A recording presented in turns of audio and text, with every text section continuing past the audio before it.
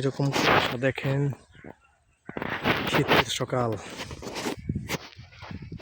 শীতের সকাল, শীতের মতো হয়েছে।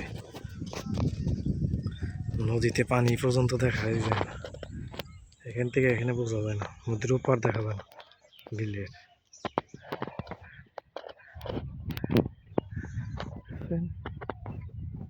কি অবস্থা, চতুর্দিকে কুয়াশা ভরা।